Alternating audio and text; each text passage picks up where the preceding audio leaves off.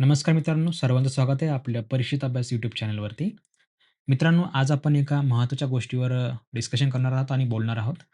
मध्यंतरी जे आहे सर्वांना माहिती असेल, की जे जुना बी-कॉमचा प्रोग्राम होता G02 तो बंद झालेला आहे आणि मागच्या वर्षीपासून जे आहे UG G02 NEP अंतर्गत जो काही नवीन बी-कॉमचा प्रोग्राम आहे सेमेस्टर पॅटर्न तो सुरू झालेला आहे.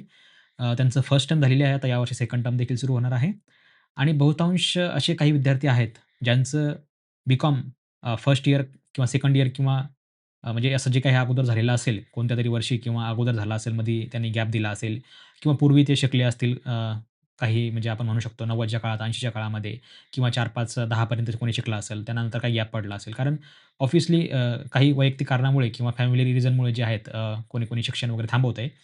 परंतु त्यांना आता इच्छा अशी आहे, की त्यांना आता पुढं सेकंड इयर किंवा थर्ड इयरचं एज्युकेशन पूर्ण करायचं आहे.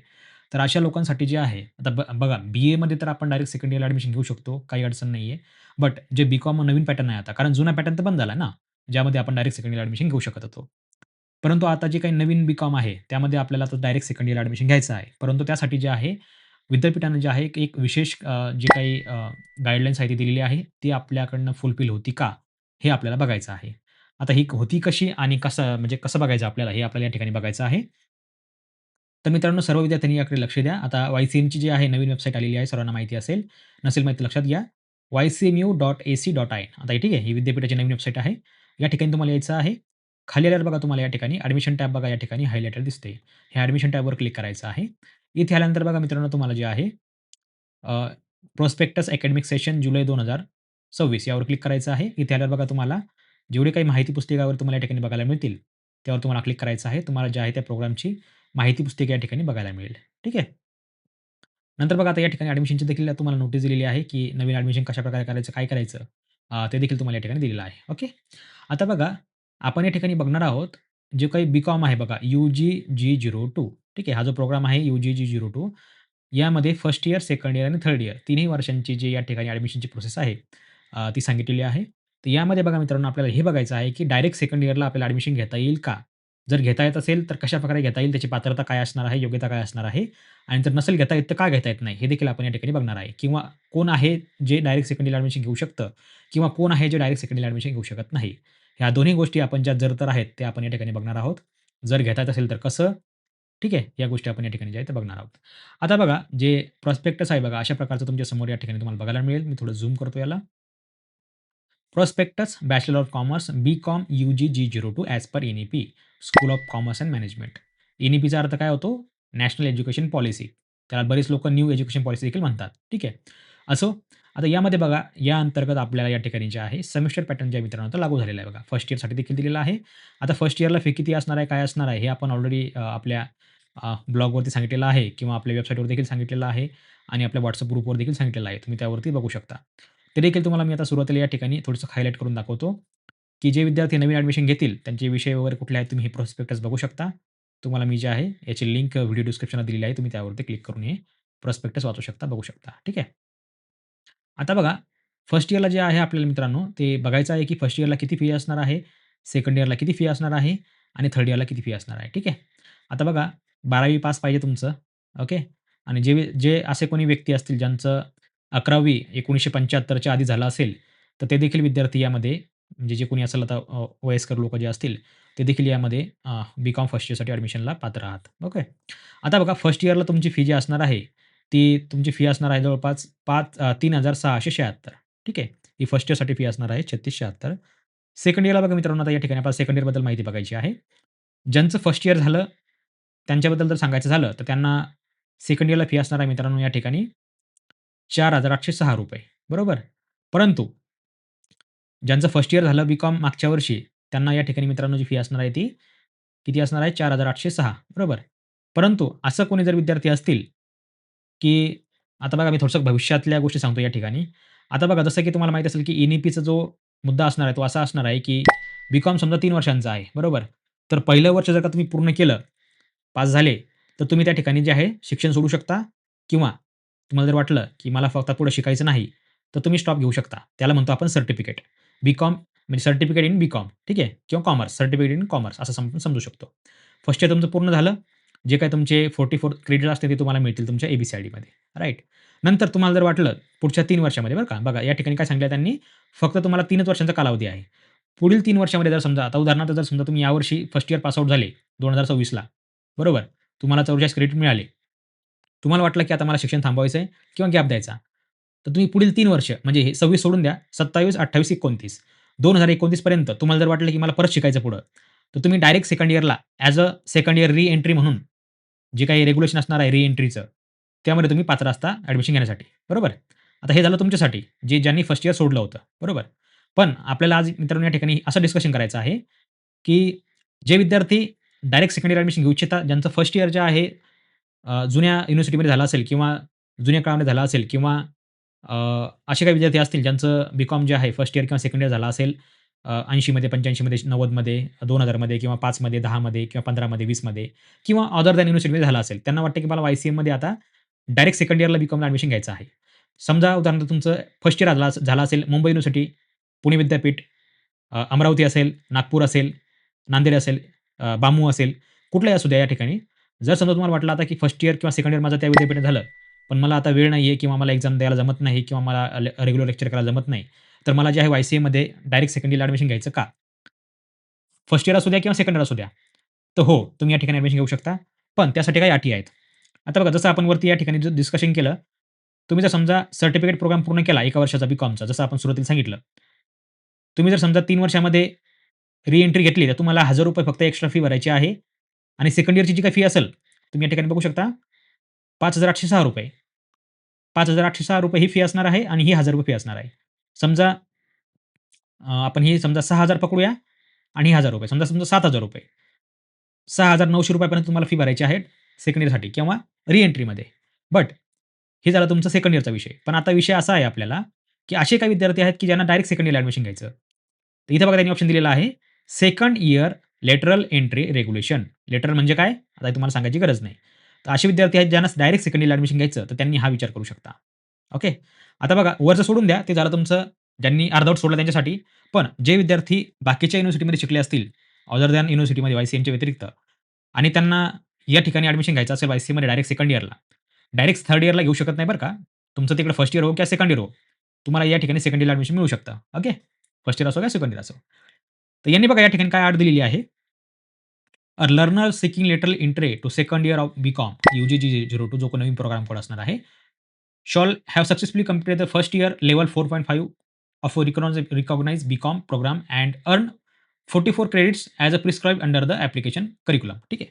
आता बघा या ठिकाणी जे ॲप्लिकेबल करिक्युलम सांगितले यांनी वरती ज्या प्रकारे सांगितलं, 44 क्रेडिट्स जे असणार आहे मित्रांनो तुमचे, ते तुमच्या फर्स्ट इयर बी-कॉमला असणं आवश्यक आहे. कुठे असणार आहे? तुमचं जे काही फर्स्ट इयर झालं असेल दुसऱ्या युनिव्हर्सिटीमध्ये, रिकॉग्नाइज्ड बी-कॉम सांगितलं ना, म्हणजे कुठली युनिव्हर्सिटी असू शकते या ठिकाणी. तर लेव्हल 4.5 जे काही तुमचं असेल, त्या ठिकाणी तुम्हाला 44 क्रेडिट्स असणं आवश्यक आहे फर्स्ट इयरला किंवा जर तुम्ही समजा सेकंड इयर देखील पूर्ण केलं असेल, तर दोन्ही मिळून जर तुमचे 44 किंवा 44 प्लस क्रेडिट असतील, तर तुम्ही डायरेक्ट सेकंड इयरला या ठिकाणी ॲडमिशन घेऊ शकता. समजा उदाहरणार्थ एक विद्यार्थी असा आहे, ज्याचं मुंबई युनिव्हर्सिटीमध्ये ॲडमिशन असेल फर्स्ट इयरला. तो फर्स्ट इयर पास आउट झालेला असेल समजा 2010 मध्ये. तर त्याने त्याच्या सब्जेक्टवरती किंवा त्याच्यावरती चेक करायचं त्याला किती क्रेडिट मिळाली.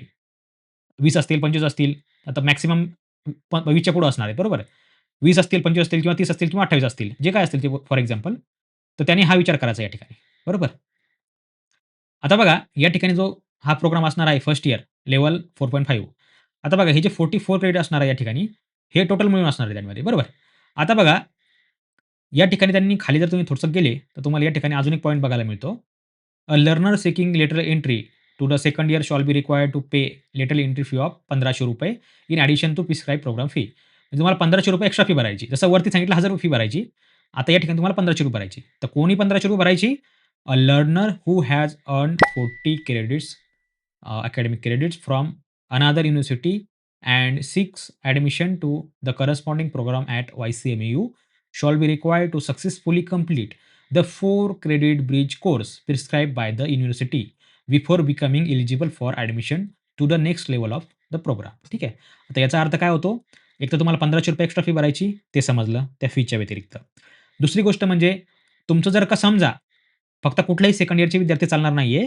तुमचे जर समजा तिथे 40 क्रेडिट जर तुम्हाला मिळाले असतील 40 क्रेडिट्स बरोबर. 40 क्रेडिट जर तुम्हाला मिळाले असतील, तरच तुम्ही वाय-सी-एमच्या डायरेक्ट सेकंड इयर प्रोग्रामसाठी पात्र आहात, असं त्यांचं या ठिकाणी म्हणणं आहे. बरोबर. आता तुमचे 40 क्रेडिट मिळाले का? हे तुम्हाला कुठं बघायचं? आता या ठिकाणी त्यांनी काय सांगितलेलं आहे, पात्रता काय सांगितली सेकंड इयरची, की तुम्हाला 44 क्रेडिट पाहिजे. पण मग हे 4 क्रेडिटचा इश्यू काय आहे? तर त्यांचं म्हणणं असं आहे, की मोस्टली जे जुने बी-कॉम प्रोग्राम होते, त्यामध्ये 40 क्रेडिट त्यांना मिळायचे. मग 4 क्रेडिट जे कमी पडतायत, तर ते तुमचा जो काही 4 क्रेडिट ब्रिज कोर्स असणार आहे वाय-सी-एमचा, तो ब्रिज कोर्स तुम्हाला या ठिकाणी पूर्ण करायचा आहे. कदाचित तो कोर्स तुम्हाला सेकंड इयरमध्ये डायरेक्ट जसं तुमचं सायबर सिक्युरिटी आहे, त्या पद्धतीने कदाचित ॲड केला जाऊ शकतो. कारण त्याबद्दल माझ्याकडे अजून काही माहिती नाहीये. तेवढी त्याच्याबद्दल मला थोडीशी रिसर्च करायची आणि माहिती काढायची. गरज पडली तुम्हाला मी तेव्हा सांगेल. पण असं समजून घ्या, की तुम्हाला जो 4 क्रेडिट असणार आहे वेगळा, तुमच्या बी-कॉमच्या फर्स्ट इयरच्या 40च्या व्यतिरिक्त 40+4 म्हणजे तुमचे झाले 44. तर या ठिकाणी जे आहे 44ची अट पूर्ण होते. मग ह्या केसमध्ये तुम्ही मित्रांनो या ठिकाणी जे आहे, तुमचं डायरेक्ट सेकंड इयरला ॲडमिशन घेऊ शकता. बरोबर. आता यामध्ये मित्रांनो तुम्हाला अजून एक प्रश्न पडला असेल, की आम्ही हे 40 क्रेडिट किंवा आमच्या सेकंड इयरचं किंवा फर्स्ट इयर जे काही झालं असेल, त्यामध्ये आम्ही क्रेडिट कुठे बघायचे? तर तुमचा मित्रांनो जो काही रिझल्ट असतो पहिला फर्स्ट इयरचा किंवा सेकंड इयरचा, त्या रिझल्टवरती तुमचा खाली क्रेडिट पॉइंट तुम्हाला दिलेले असतात. तर ते क्रेडिट तुम्हाला बघायचे आहे किंवा लेव्हल तुम्हाला 4.5 किंवा 4.0 तुम्हाला त्या ठिकाणी बघायला मिळते. ते देखील तुम्ही या ठिकाणी बघू शकता. इन केस जर समजा तुमचे क्रेडिट 44 तर सोडून द्या. म्हणजे 4 तुम्हाला या ठिकाणी एक्स्ट्रा सांगितले त्यांनी. 40 पेक्षा जर का कमी असेल, तर मला तरी वाटतंय की तुम्ही त्यासाठी म्हणजे डायरेक्ट सेकंड इयरसाठी पात्र नाही आहात. कारण तुमचा जुना पॅटर्न वेगळा आहे आणि हा एन-ई-पी वेगळा आहे. त्यामुळे जर समजा एखाद्या युनिव्हर्सिटीमध्ये तुम्हाला 40 क्रेडिट मिळाले असतील किंवा मी तुम्हाला एक सजेस्ट करू शकतो. तुमचं जर समजा फॉर एक्झाम्पल सेकंड इयर देखील झाला असेल, तर 100% तुम्हाला मी गॅरंटी देऊन सांगतो, की तुमचे क्रेडिट जे आहेत, ते first year plus second year मिळून तुमचे 40च्या पुढे असणार आहेत. पण तुम्ही जर समजा जुन्या काळी पास झाले असेल आणि तुम्हाला डायरेक्ट सेकंड इयरला ॲडमिशन घ्यायचं असेल, तर तुमचे फर्स्ट इयर प्लस सेकंड इयरचे मिळून कदाचित तुमची सर जे क्रेडिट पॉइंट असणार आहेत ते 44 किंवा 50च्या आसपास असू शकतात. ही एक त्याच्यावरती बेस्ट पर्याय आहे. किंवा तुम्हाला जर 40 क्रेडिट असतील तर त्याचा 40 क्रेडिट तुमचे कुठे बघायचे? ते तुम्हाला मी ऑलरेडी सांगितलेत. तुमचे रिझल्ट तुम्ही बघू शकता. तर तुम्ही या ठिकाणी मित्रांनो डायरेक्ट सेकंड इयरला ॲडमिशन घेऊ शकता. आता ही यामध्ये ऑफिशियल प्रोसेस आहे.